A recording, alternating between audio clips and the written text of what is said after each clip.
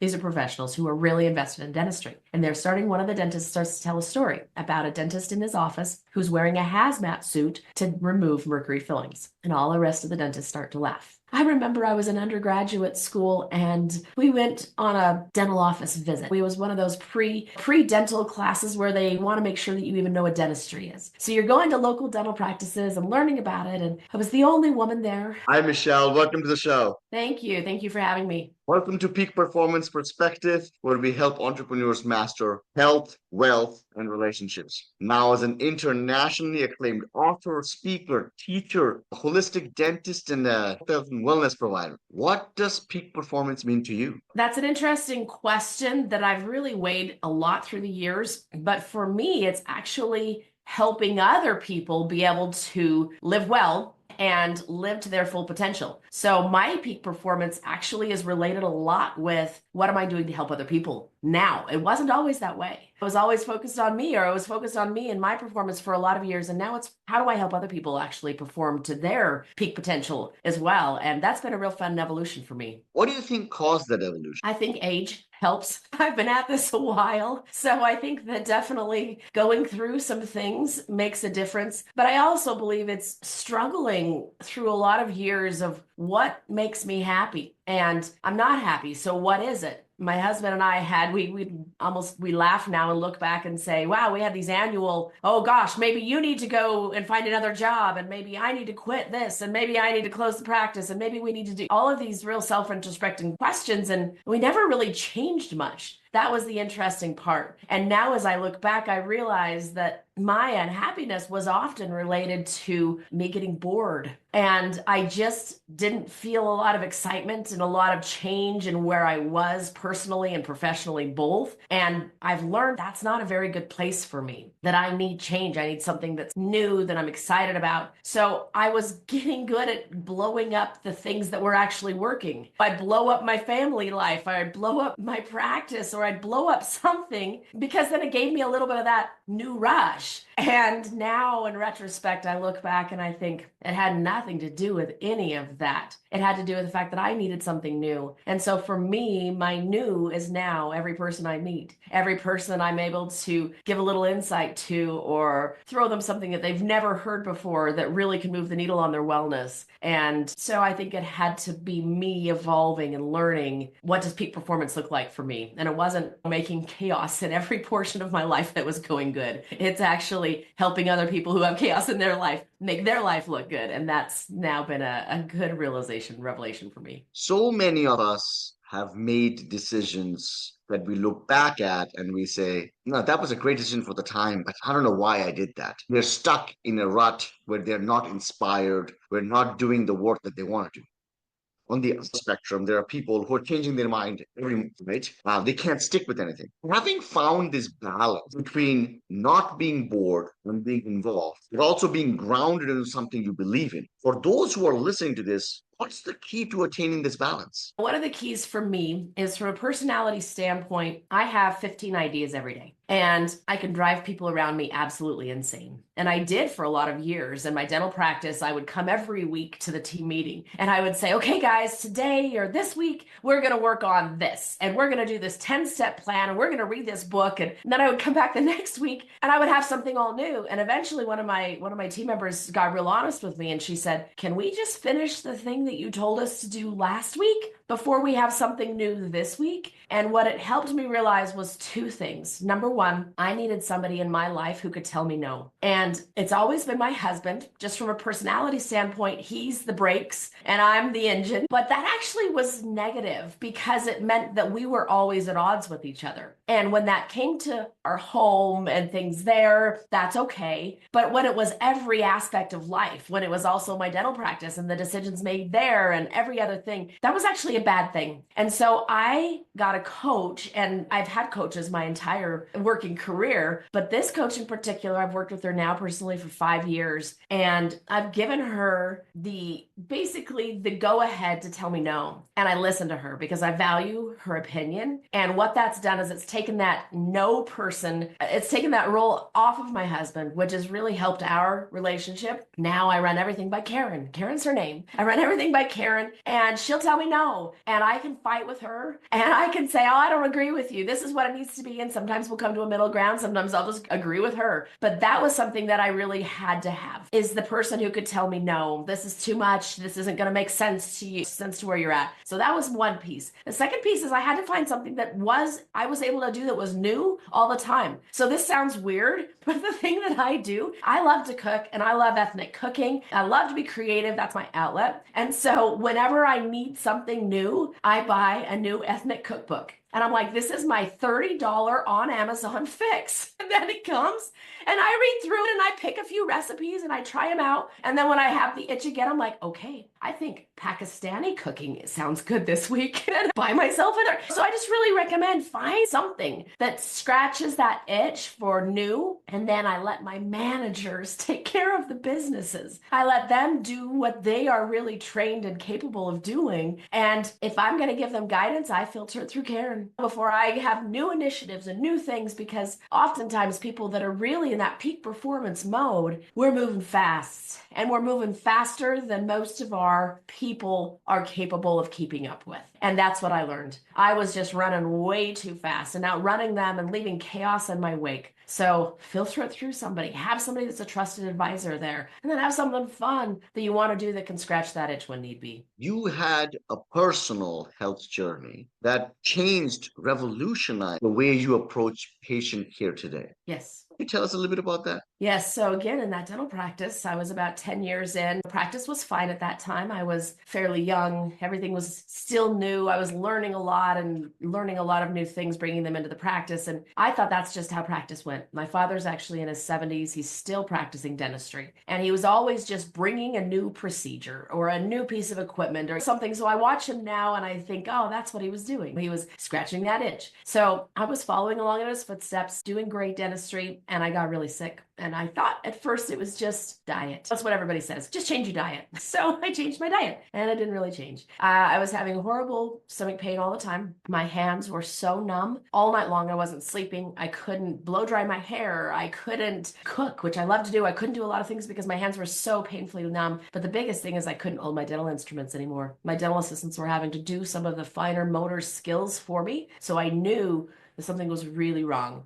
And I've always had a really good memory, and my memory was just shot. I couldn't remember a patient's name from room to room, and that was not like me. So I started looking and going to doctor after doctor and trying to find what was the answer, and no answers. Everything came back conclusive. You're just fine. Nothing's wrong with you. I'm like, well, but something's very wrong with me. So I actually put my practice for sale, and in trying to find an answer to what am I going to do next? So here I am, 4 young children. My husband worked for the practice as well. So this was our complete livelihood. I didn't know what I was going to do. And in that search, another practitioner said, "Have you looked into mercury poisoning at all?" And I hadn't. I said, "No, I know that fillings, silver fillings, have mercury in them. I've been taught that in dental school. I've been taught that they're completely safe. And I don't have any of those fillings myself." And he said, "I think it's probably worth your while to get tested." So I got tested and mercury levels literally off the charts. I was so shocked. So I first had to figure out, how was I going to get it out of my system without putting more in? How was I going to keep being a dentist without putting more in? And it came down to, I was a cosmetic dentist. I was drilling out ugly silver, black fillings in people's mouths that are 50% mercury. And that mercury was released from those fillings, the vapors, and where's the dentist's head? Right above the patient's head. So I was literally getting every bit of that mercury vapor in my head, in my brain, in my nervous system. And I didn't know how I was going to get better. So I really had to start looking for answers. And first of all, I was furious. Like, why did I not know this? I knew that there was mercury in fillings, but I'd never been told it could be dangerous to me, to my patients. In fact, I'd been told if I said that it was dangerous, I would lose my license. So that's where I was conditioned. That's what I'd been trained to say. And I thought, what in the world? What else do I not know inside of dentistry? What else do I not know here that no one's talking about that could be detrimental to my health, to my patient's health? So I had to start looking. And first of all, finding answers for myself. How can I continue doing what I'm doing, drilling these fillings out, but not get sick and how can I get better? And as I went along that journey, patients started noticing it was very different when you were coming to my practice and I was taking out old fillings. We had a whole thing on them. We had a whole thing on me. We were protected head to toe, and they'd start asking questions. And I'd say, this is for me. Thank you. But then they would say, but isn't this for me too? Am I going to get mercury exposure when I'm getting the fillings out? And I'd say, yeah, you are. I didn't know. And I've been doing this for a decade. So patients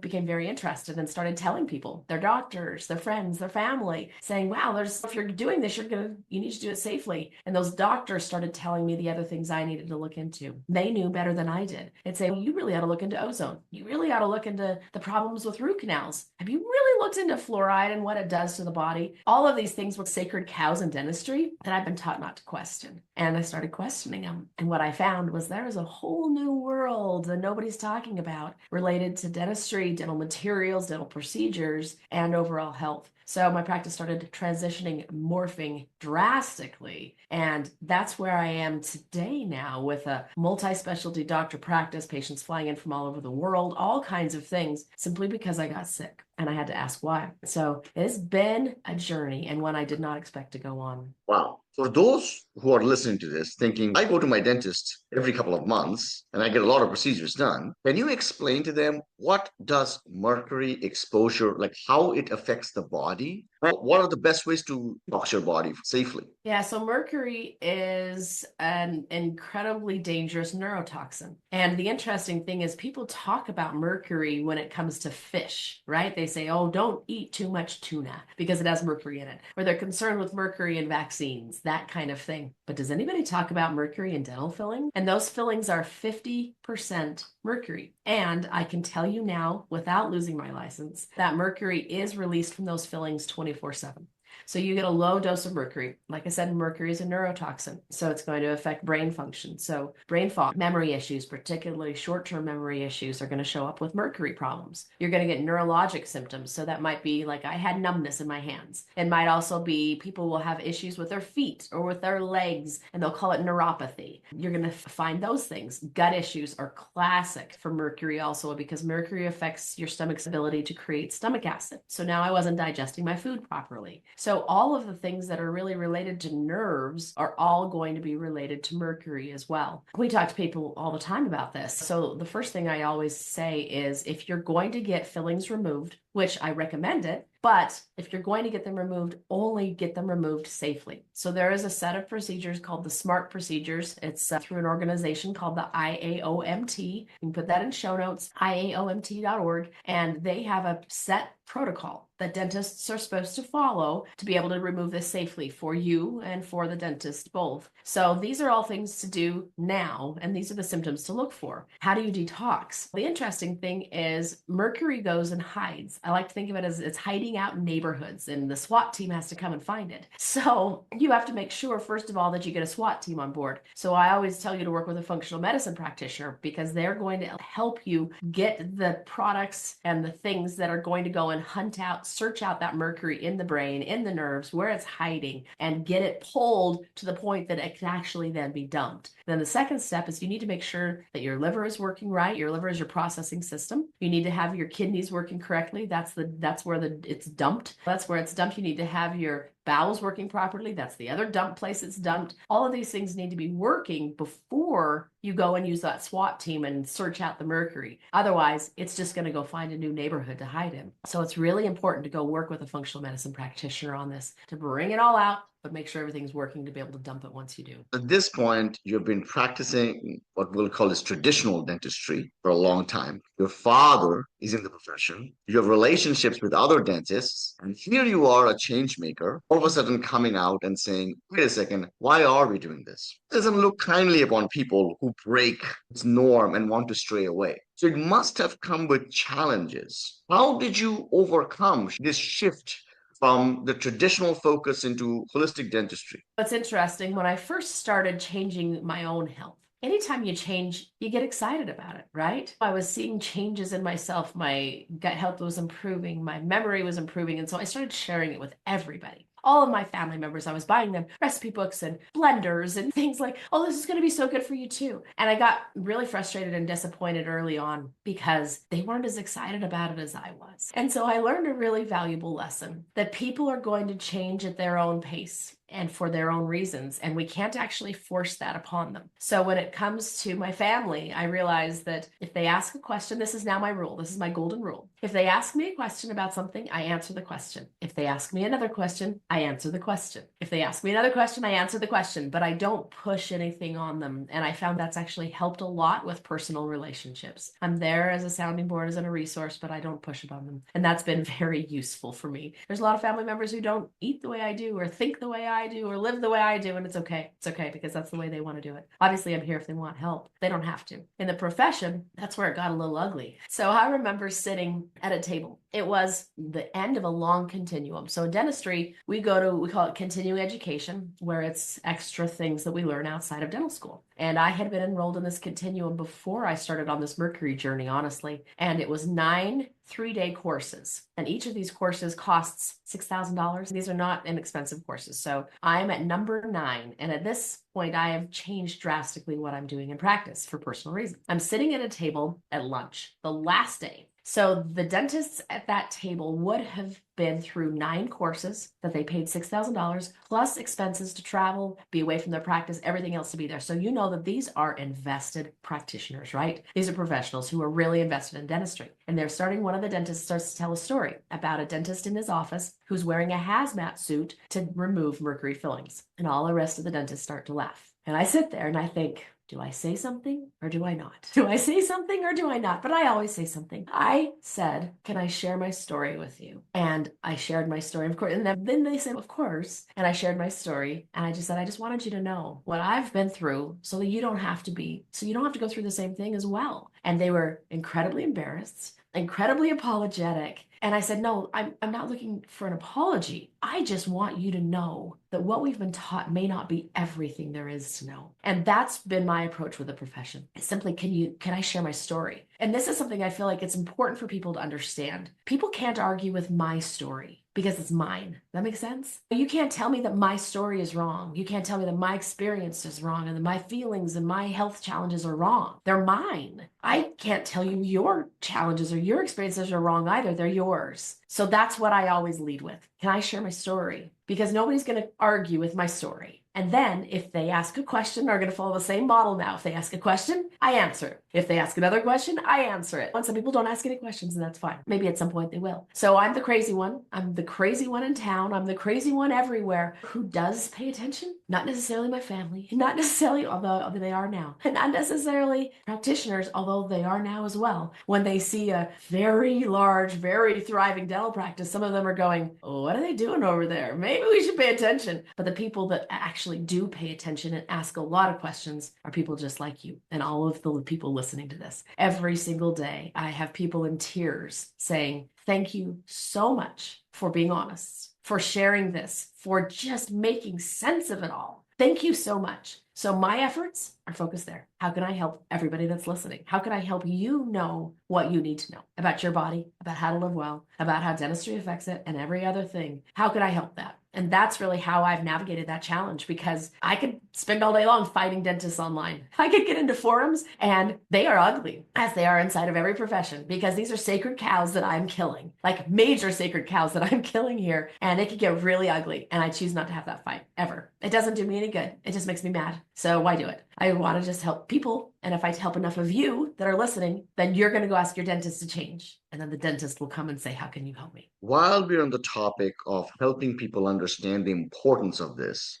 what are some other common misconceptions about traditional dental practices that you would like to dispel, that you have uncovered through your own personal journey? Yeah. So one of the next sacred cows that I like to talk about is hidden infections inside of dentistry or inside of the mouth that a lot of people don't know about. And this is one I talk about every single day. Root canal teeth often harbor infection. In fact, 60 to 80% research shows 60 to 80% of chronic diseases influenced by or completely caused by a hidden infection or something happening in your mouth. That's huge. 60 to 80% of things that anybody listening breathing may be suffering from has a correlation to your mouth. Root canals are huge. I like to think a little bit about a root canal is a dead tooth, first of all. So root canal is a dead tooth. It's dead. It's still in your body. So if you had a gallbladder issue and you are having a gallbladder attack and the doctor says you need that gallbladder out. Okay, great. They take it out. They clean it up, they disinfect it, they stuff it full of plastic, and then they put it back in you. Is that going to work?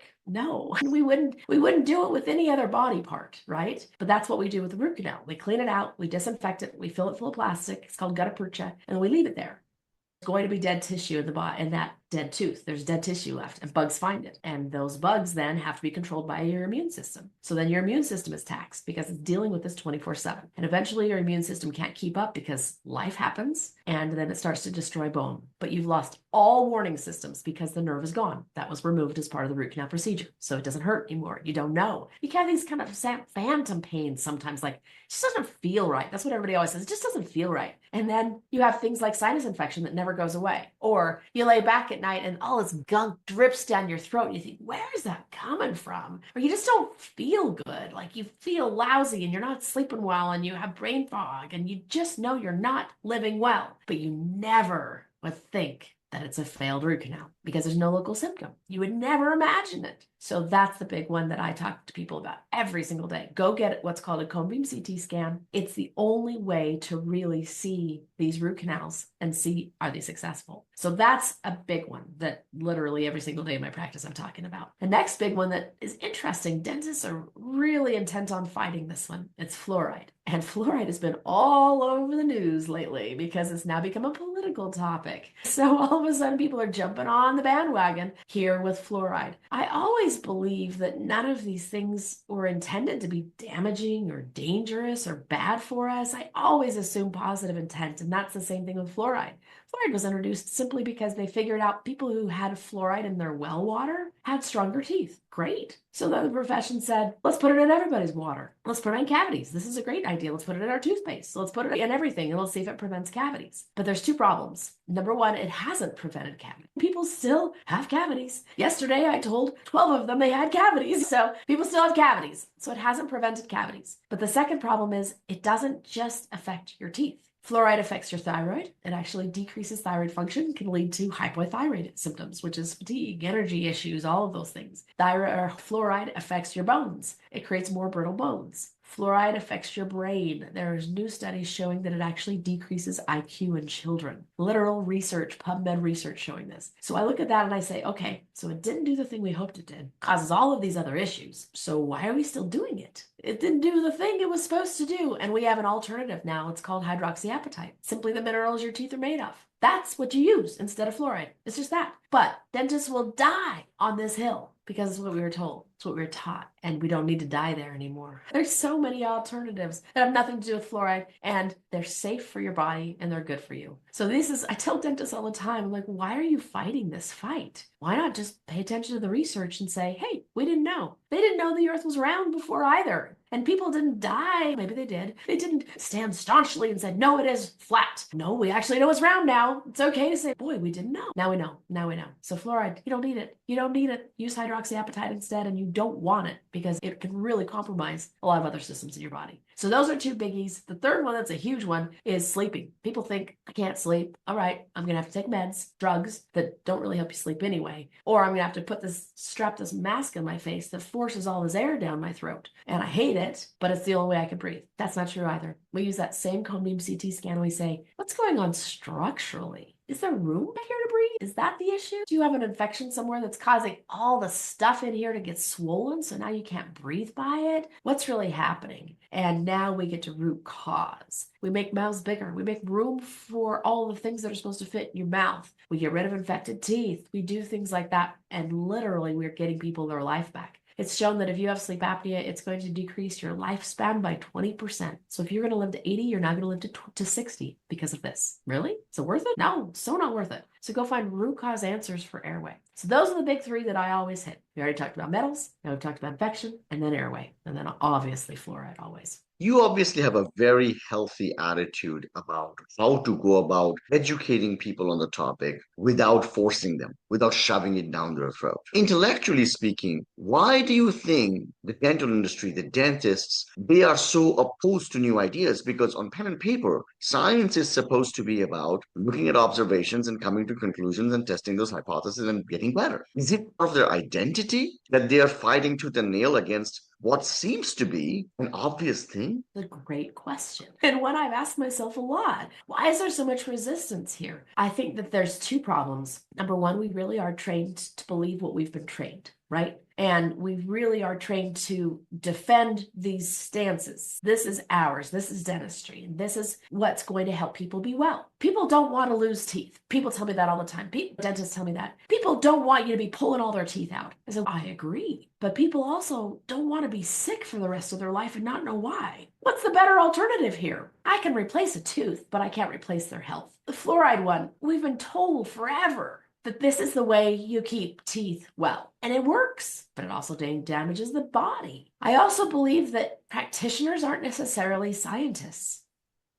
Practitioners in general are mechanics and business people. Literally, if there's a hole in your tooth, we're going to fill it up. That's a mechanic's job. And the business people, we got to make sure that our schedule's working right and our team's getting along and, all of these things that are, vacuum compressor that just went out, that we got the repair guy in there. Like, we're business people and mechanics, not necessarily scientists. I would guess, and I could be completely wrong, but I would guess that the large majority of dentists don't regularly read scientific articles or research. And I would bet that's probably most. It's just not part of our daily thing. We go do what we were trained to do. We go to a conference now and then, and we just listen to what the guy on the stage is saying, and we just take it as face value, and then we go and we do it again. And it's a comfortable place to be. But sometimes you have to get uncomfortable to find the truth. And I just don't think the large majority are typically going there. You're not only just an entrepreneur, you're not only just a change maker, somebody who's fighting the fight, speaking the truth, helping people. You're also a mother of four. And there are other sides of our lives that sometimes contradiction with other things we are trying to achieve in our career. How, as a mother of four, painting your family life, raising your children with one part of your brain, but also trying to balance the demands of your personal health crisis and transforming your career and challenging the status quo. How did you balance this all out? It's definitely not easy. And I have been very unique in my profession. When I graduated dental school, I don't even know how many years ago that was. I'd have to do some quick math in my head. Over 25 years ago, a long time ago. There were 12 students in my graduating class that were women out of 86 or so. So we were definitely the minority. When I moved to where I currently practice now in Utah, in a county in Utah called Utah County, I was the only female practitioner in this county for 10 years. The only female dentist for 10 years. Even now, there are very few in the entire state of Utah that are female. So a common question I would get from my male practitioners was, how long are you going to do this? Are you just going to go home and be a mom? And they really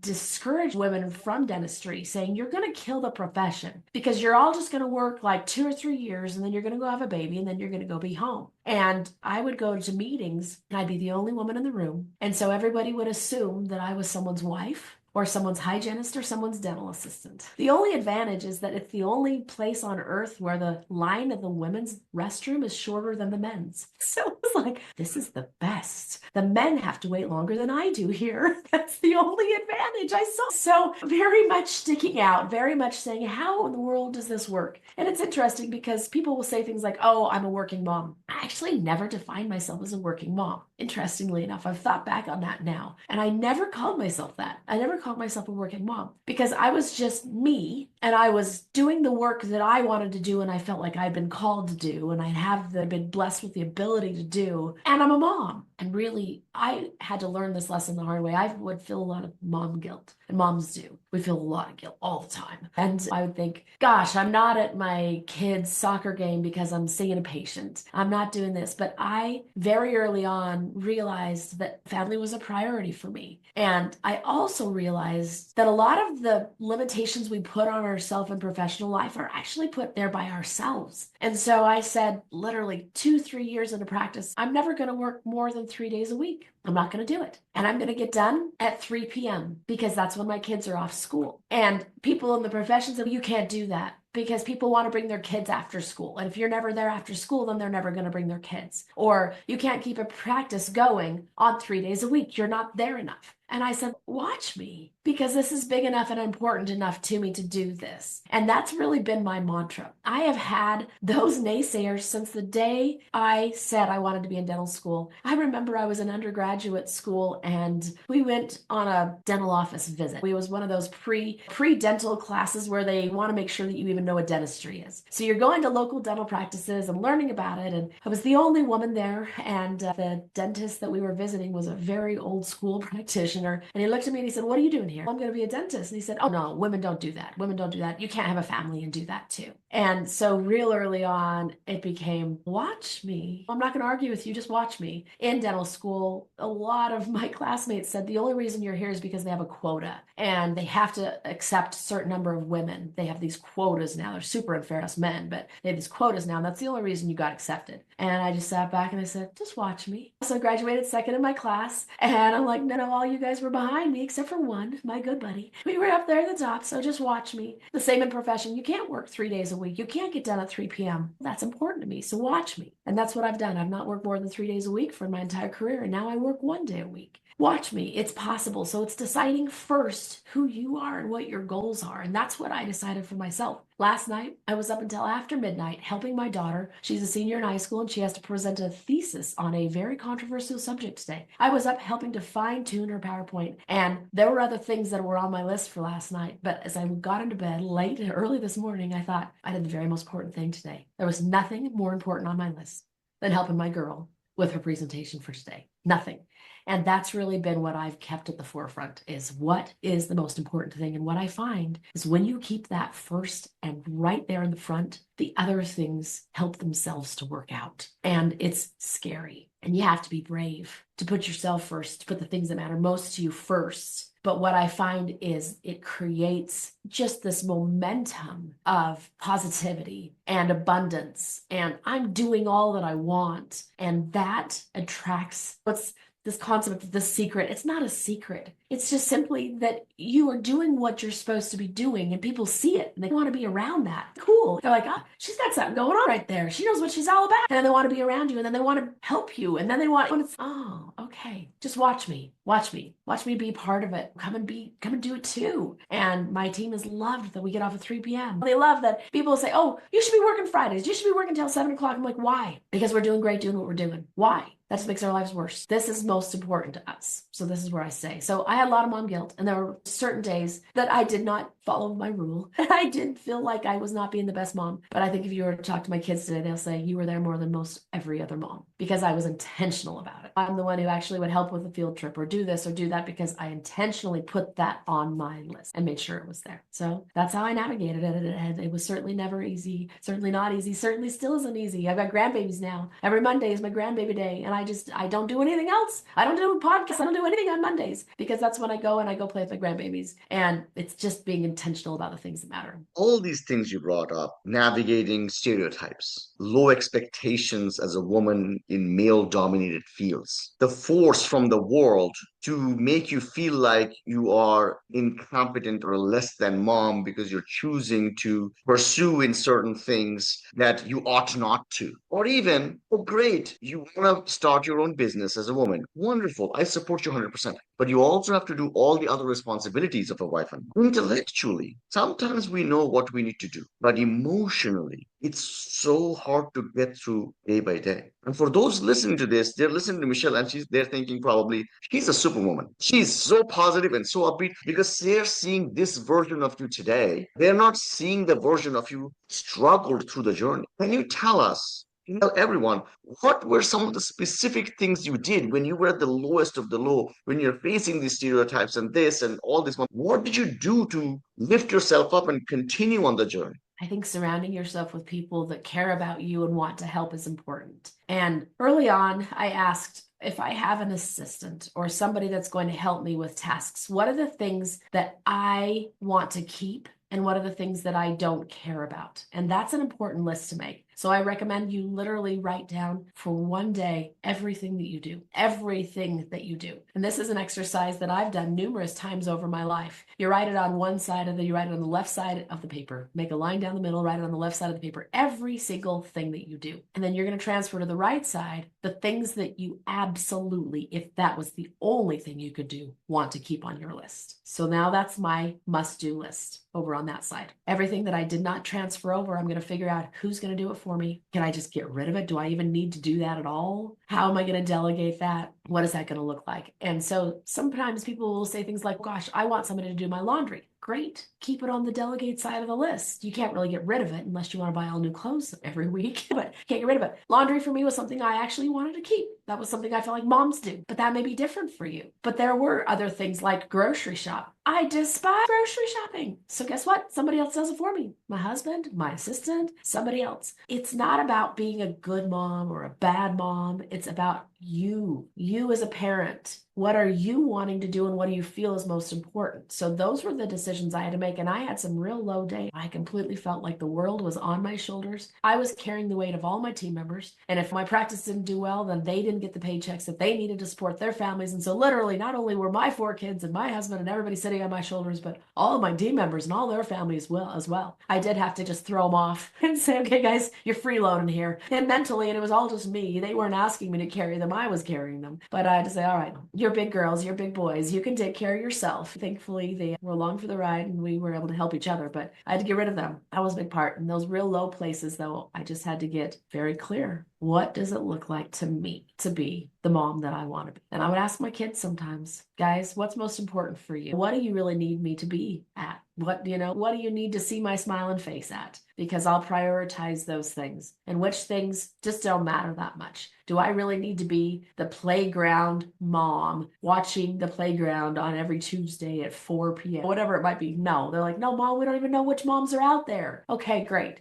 But if you have a concert, a choir concert, are you looking for me in the audience? Yeah, mom, we'd really like you there. Okay, great. Then we'll make place for that. So it was getting real with my family too. What means the most to you? And I'm obviously with young kids, they don't know. But think about it. A young child, they know that you sat and read a book to them at night. They don't know that you did the laundry while they were gone to school. What do they see? What do they feel? When do they know that you're really there? Because would you rather be folding the laundry or reading that book at night? These are the decisions that I really had to ask myself. And I didn't always do it right. I had lots of tears along the way. But I wish someone had said this to me. Literally make a list. And maybe you need to make a list in 6 months from now again as your kids get older or your family situation changes. And then another list in 6 months again and decide which things really matter. And then you focus on those. You're also a world-class author. Each of your books cover a different aspect of health and wellness. What inspired you to write on such diverse topics? I'm just, like I said, I get bored a lot. I'm a voracious reader myself, and I'm just a questioner. If something doesn't make sense to me, I'm going to dive deep into it. And it's that memory thing. That's why I really knew with Mercury that something was wrong because I didn't have a memory anymore because I usually remember things quite well. So I read them and I think, gosh, this is great information, but it certainly doesn't make a lot of sense when you have to read 15 books to get it. So why don't we just write one book to get it? A lot of the books that I have up to this point are simply things that I've taught people. They'll say, how do you do a garden seasonally? Because it's something I love to do. Let's talk about it. Let's do a course about it. And then if you do a course, you might as well write a book, right? So that's really the evolution of the books, is it's just simply things I'm interested in. I'm doing in my own life. People want to know more about it, so I might as well write a book. My latest book is very much that way. As I went through this health journey of my own, I was so disappointed. The Western medical model that I've been trained in, that I've been raised up in, my father was a dentist, my grandfather was an internist. This is the world I lived in. I was very disappointed that it didn't have answers for me. And not only did it not have answers how to get well, it didn't even tell me how I got sick. It couldn't even tell me that. So I started studying all these alternative medical practices from all over the world. Ayurveda, Chinese traditional medicine, Sasang medicine from Korea. That's just me. I just am going to deep dive into everything. And as I started learning it all, I thought, my goodness, there's so much here. But nobody's going to read all these books. Nobody's as crazy as I am. So how can we put all of this together in a meaningful way that's so approachable and doable from everyone? So really, my latest book is a compilation of what I learned in myself getting well. And how can you you stay well as well? Also, how can you do that? Literally every single day of your life. How can you be well? And so all the books are simply experiences that I've had, things that I've learned, things I wanted to share, and I thought really needed to be simplified. Put them in a book.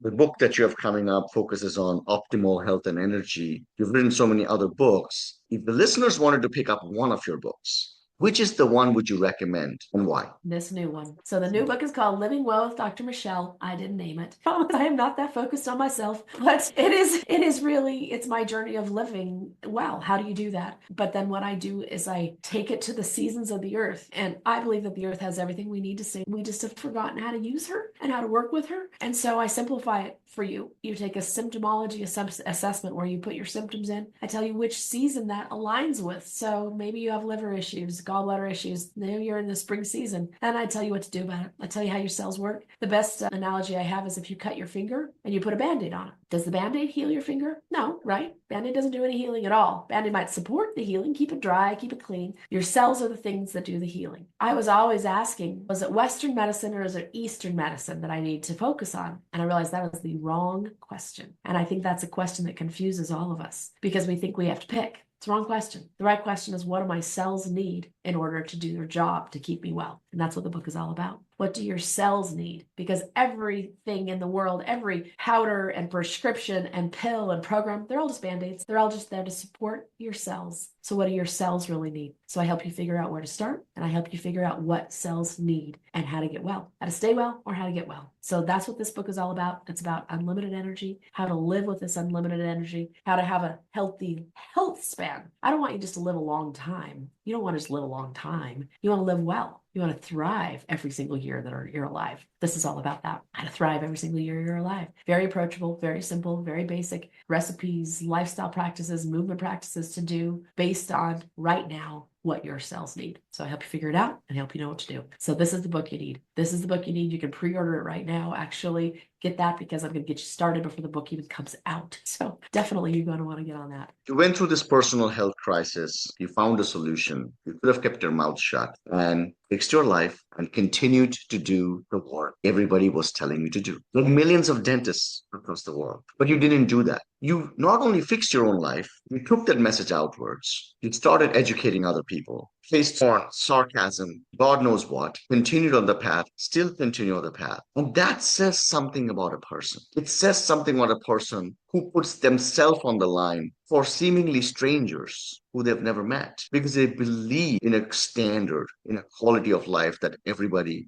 It's an honor and a pleasure to meet you, not just because of the work you do, but because of the person you are. And I imagine a world where everybody's like you, where everybody is focused on helping each other as a community and not just being selfish for our own reasons to make a buck so that we just fit in. And I hope that someday you write a book about all the behind the scenes stories and the challenges that you faced getting where you are. Because oftentimes in life, we need to hear the story of courageous people who seem like superhumans, but who just had to be in the moment and do the right thing and had to make the tough choices. It's so amazing to meet you, Michelle. Any last words for audience members? Just thank you so much for what you do. And now, of course, I'm going to have to write another book. Thank you very much. You said you get bored. There you go. Thank you for It was all you do. amazing I feel the talking to same. you. Thank you so much. And I hope to talk to you soon. Thank you.